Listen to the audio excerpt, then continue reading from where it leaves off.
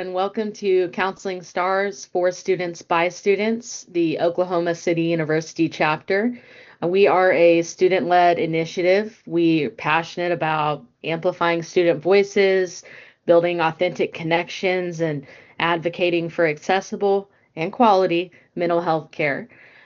Each of our episodes are going to be either constellation features or stellar pathways. Constellation features are going to feature guest speakers. They're going to be more content heavy. The stellar pathways are more of a coffee talk almost, if you must, a little bit of information on grad school, what it's like experiencing it, and at times, if people are willing, they are able to join us for these stellar pathways. So let's get started. I am Ash Savage. I'm here with Brittany Ward and Amanda Sakurai. Hi. What up? Hello. We are all students, the graduate program at Oklahoma City University for the clinical mental health counseling program. So, without further ado, I will pass it along to you, Amanda. Yeah, thank you. Yeah, almost Mhm. halfway through the program too, Yes, which is crazy. I know. It goes so fast. It really does. Yes, it really does. Yes. All right, so what made you both consider going to grad school for clinical mental health counseling in the first place? We can start with Ash or Brittany, whoever's feeling it. You want me to go? Okay, of course. I like to talk anyway. So, yeah, this episode being, is grad school right for you? I think that's a great first question, Amanda. What made me consider going to grad school? I think it was simply wanting to do more. I'm pretty driven myself, and I want to, get into leadership and at my current job, I work, it's called Solari, but we basically answer calls to 988, the Suicide and Crisis Mental Health Lifeline, which is a nationwide line. So please, if you're ever in crisis, just a quick plug in there, give us a call, text, or chat.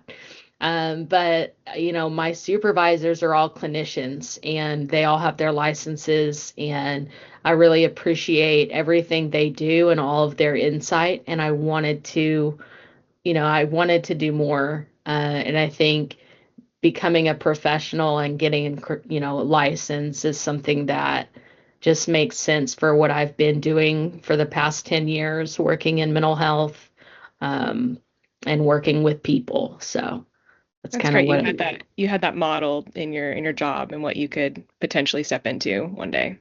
Yeah, and I guess maybe I haven't been in mental health for 10 years. Maybe it's like 7 or 8. Feels like a lifetime. I know I'm Around that. going to be in mental health for a lifetime. But yes, so that's kind of where what made me get here. Cool. Brittany, what about you? Well, I've had a non-linear path to where I'm at now. I feel like I tell you both all the time, I feel like I've lived many lives. Um, I guess I have in the past really worked in the nonprofit sector or non-government organization sector. I've lived overseas, and a lot of my work in Australia, where I used to live, really was in service, was really about uplifting and empowering the community. And so, not directly associated with therapy, but I would say adjacent to. And then I moved back to the States and found myself veering away from nonprofit, really trying to move into the private sector, honestly, because the pay is more. And then I was like, man, I had like a lull, like had like I was just an office coordinator. So not demanding cognitively, emotionally, like kind of just like showed up, did my job, go home kind of thing, which was great. It served a purpose in my life. But then I'm also ambitious, Ash. I can totally relate to that. And I am like hungry for knowledge. I love to learn and I'm just curious by nature and I seek understanding in everything. And I was like, man, so what is this like next thing? What does the next evolution of me look like? And I really thought it was becoming a life coach. I thought like being on a pulpit and talking about my own personal trauma influenced experiences and like my background and the many lives that I have led up to this point could be useful or fruitful in other people's lives. And maybe I could leverage some of those personal experiences to promote healing in other people. And I was like, man, so I started down this rabbit hole of like, how do you become a life coach? And honestly, the cost of like starting your own business as a life coach and or getting training as a life coach is super comparable to getting your master's degree. And I was like, shit, why not get some letters next to my name? And also do some empirically supported like evidence-based practices and like continue down this path of like holistic healing and do it in a way that I don't know, like I feel like it's more structured, right? It's not just like me out in the world like trying to hustle and grind as in my brain that's what being a life coach would be more like. And not that there's no component of that in therapy or if you're in private practice, but for me, I really did want to go to school and learn from professors. And I love the like our cohort and this right here, like the sharing of knowledge and being able to process out loud together. That's ultimately why I ended up here today. Yeah, we've talked about this before too. I was actually looking into life coaching as well, and kind of same deal. Like, I wanted something more structured, and yeah, this field I'm like stoked to continue learning for forever. So I love that. So, what were some misconceptions you had about the field or the degree before you started? Can you tell us more about that? Ash? You want me to start? Yeah, I want you to start. Okay. I don't know that I necessarily had any misconceptions. I think that I didn't have a clear understanding of the different licenses, the different credentials. I think that's something that I've learned.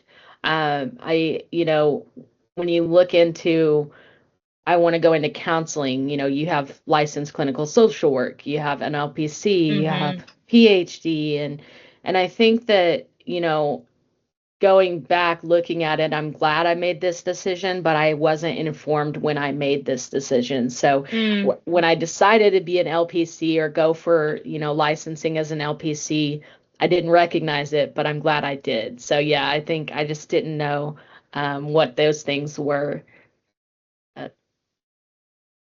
I think you touched on something really for me too. Something you said like sparked this idea in my brain. Like, I don't think I realized how research heavy and like I think like I'm like I guess I understood that and realized that, but not so explicitly. And so the fact that we've had classes on research or even like assessments and how some of the impetus of when we're like in the chair or like when we actually are doing clinical work is on us to be informed clinicians and to do our own research. And I, not that that's like a misconception, I just think I didn't fully understand that that would be such a huge component of this process for us. I think I like your answer more than mine, Brittany. I agree. I concur. I love research, so I'm excited about it, but I definitely did not necessarily put that into scope when I was making my decision.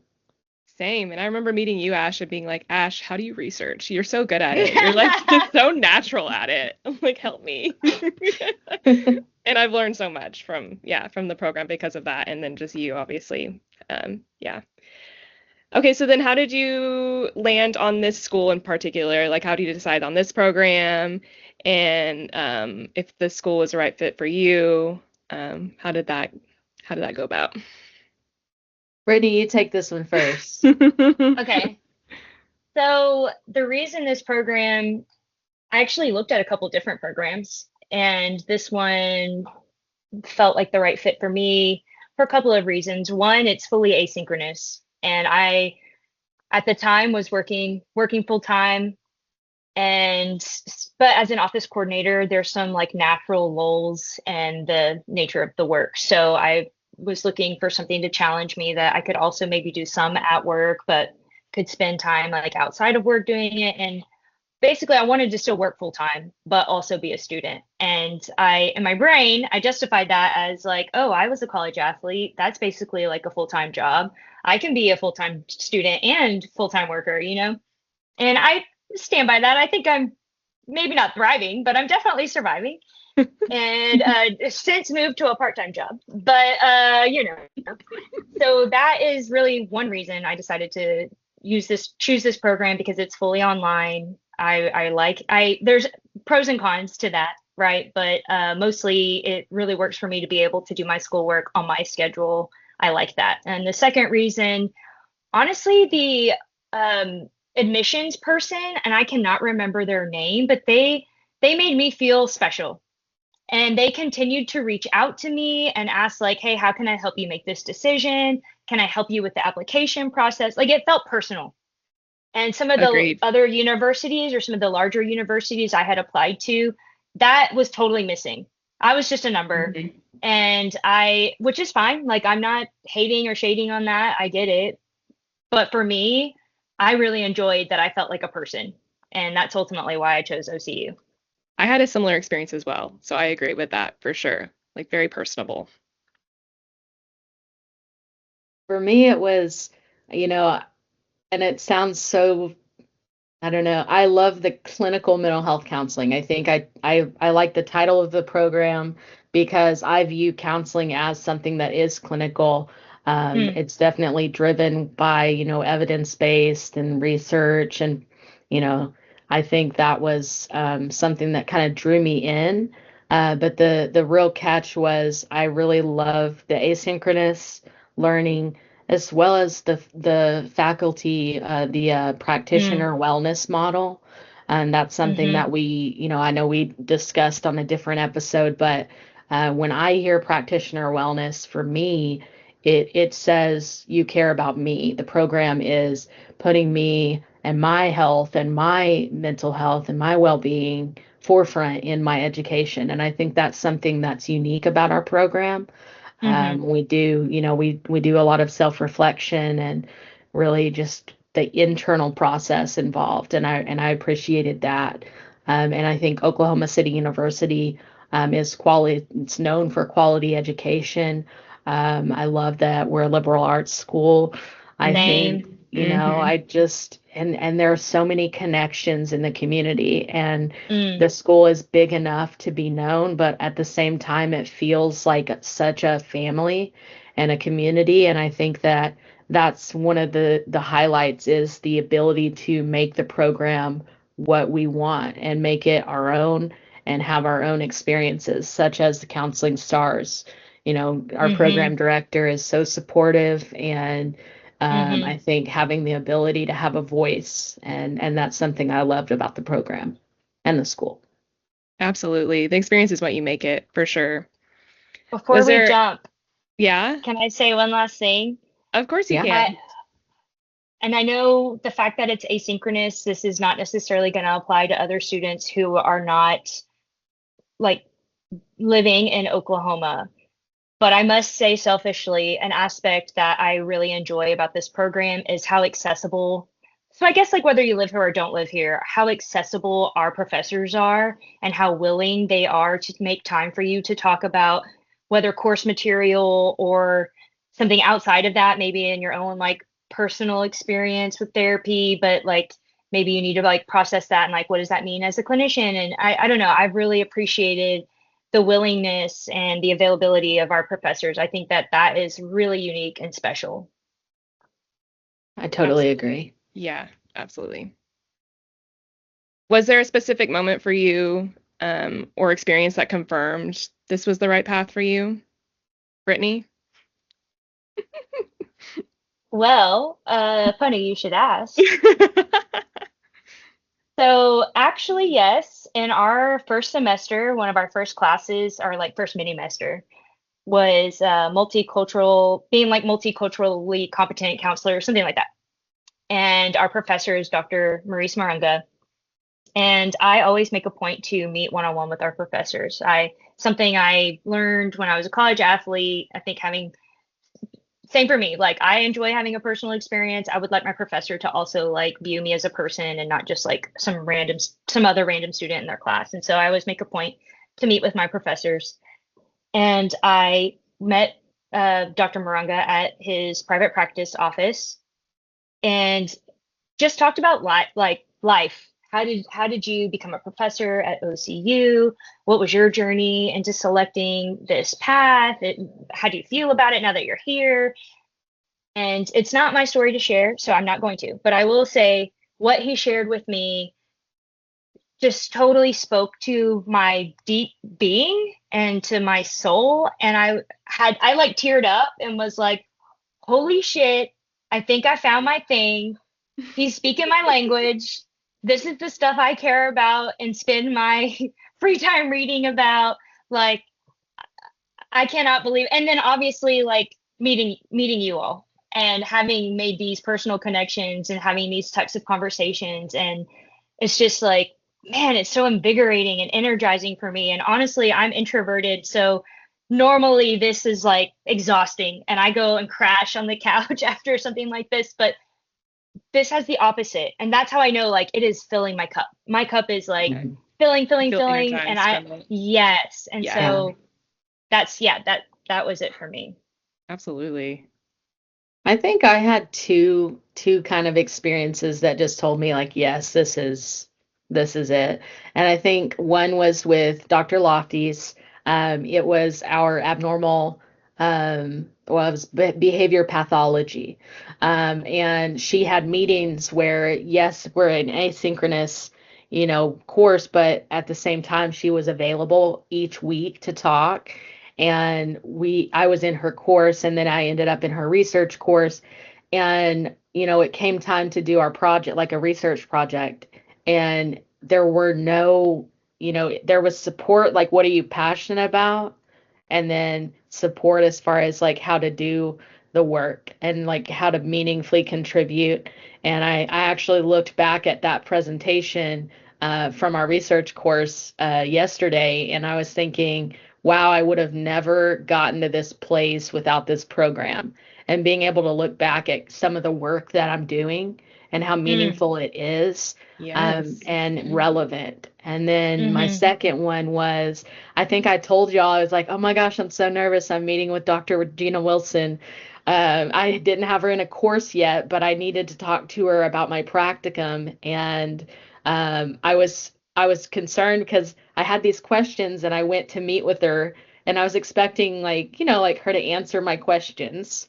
And I remember after our conversation, I didn't have any questions answered, but my brain was just like filling with thoughts. And I think that is something that at the time I was like maybe slightly challenged, because I'm like, I just wanted to know what field to go into. I just wanted to know what Mm. placement was right for me. And I think the approach, and maybe it's a little Adlerian of her as Yeah. she is, For Yes. sure. but I was like, I don't know, but now I'm thinking about it. And then it Yeah. helped me and challenged me, to like, oh my gosh, this is it. And I want to do that. And I think Mhm. it's so exciting to have someone empower you without you Yes. even knowing it, and then come back and reflect on it and be like, wow, that was really meaningful. And I think that was something for me, that sticks out. Absolutely. I think through this whole process, I've wanted like answers, like definitive Mm. answers, and there's just Mhm. not. Like, if I've learned anything, there's not. Yeah, if you're uncomfortable with ambiguity, Yeah. you might want to get comfortable with uncomfortability. Like, that's Yeah. Yeah. Absolutely. Absolutely. Cool. Well, I think the last little like question is more of like a you can finish this sentence kind of thing. If I could go back and tell myself one thing before starting the program, it would be what? Brittany, what you got? I'm definitely going with progress over perfection. And perhaps that's a mantra for life. I don't know. But I think as counselors in training, especially now that we're learning very empirically supported therapeutic interventions and these like different theories or theoretical frameworks. And there is a feeling of wanting to do it perfect and wanting to get it right because the stakes feel super high. Like, this is someone's livelihood, and you don't want to cause undue harm to your client or to your agency or the greater community, you know, blah, blah, blah, blah, like ripples out. And so I think what I would tell myself is, hey, you're learning. You are a counselor in training. So let's like acknowledge and appreciate the progress. And also, I think one of our cohort members said it beautifully, and I'm going to butcher it now, but really, it's not about what you say. Sometimes it's not even about how you say it, though that really matters. It's more just like your presence and like being able to hold space. And I just try to always go back to those two things. It's like, hey, are you being present with the client, or are you spending too much time in your own head trying to be perfect and trying to do the right thing? And if, you know, then I can sort of like check myself and coach myself back into being in the present moment. But for me, that is it. Progress over perfection. I love that. I think for me, if I could go back and tell myself one thing before starting the program, it would be present and grow. And I think for me, I wish that I would have taken it that way from the very beginning of the program. And I think I waited a couple of semesters of our mini semesters to like really recognize the opportunities that academia and being a part of a program, a true program with a cohort, and you know, seeing the growth opportunities and seeing what we could do, you know, and even when we were talking about, you know, oh my, you know, oh, what about a podcast? You know, it was like, oh, it's, you know, it's extra effort. The coursework's already a lot. But then when we really thought about it, we were like, no, this is our program, and our program is what we make it. And the more we put into it, the more we get out of it. And I think that's something that, you know, I think is incredible, and I just didn't Yeah, expect it. So, what absolutely. about you, Amanda? Oh, go Embrace ahead. it early. Embrace it early is Yeah, also Yes. embrace it yes. early. There we go. Yeah. Yeah. What about you, Yes. Amanda? Yeah, similar vein to what both of you were saying, really. I think for me, it's more when I said that it's been flying by, I really do feel like this program is flying by. Like at first 2 years felt so, I don't know, just intimidating, like, oh man.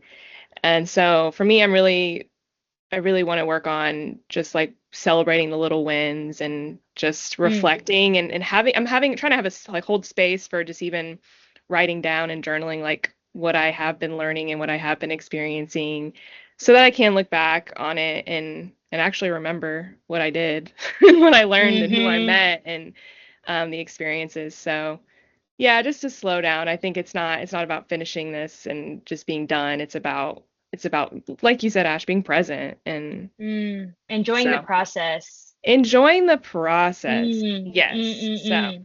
yeah. Mm-hmm. Yeah. Yeah. Yeah. Well, I think, you know, at this point, I think we've all come to a positive end, a positive place in the conversation. It sounds like we all made the right choice, whether Mm-hmm. grad school was right for us. That was our topic today. So you know, it sounds like everyone's in a pretty good place. And I Whew, think good I thing. think, you know, I'm excited for our next episode. I know we're going to be talking about the application process, and you know, all of these stellar pathways are, you know, they're shorter, you know, conversations, but I think they're more conversational, and I think that that's something that we want to get people involved in. So, you know, I will say, if anyone wants to join us ever, please send us an email at counselingstars@gmail.com, and that is our organization's email for the time being. Please give us a subscribe, or subscribe to our podcast, I should say, and then follow us on social media. We'll put the links in the description, but we do have social media. We have Instagram, BlueSky, X, LinkedIn, and TikTok. So if y'all don't have anything else to say, I say I let's, you know. I just want to say one thing. Go ahead. I am so grateful for the both of you. I think that we're all so different and we bring such different lived experience and such different like values and insight into this experience, and I'm just so grateful to get to process this alongside of each of you because you are such amazing human beings, but also I can just see the potential for all of us as practitioners and the impact we're going to be able to have in our local communities, but at like the world as a global community at large. And I'm just so grateful to be here. I always leave after talking to you both feeling so passionate and grateful for our time together. Yeah, Absolutely. same. Yeah. Absolutely. Thanks for that. Thank you for that. And thank you all for listening. This has been a stellar pathway from the Counseling Stars for Students by Students Oklahoma City University chapter. Please tune in next time.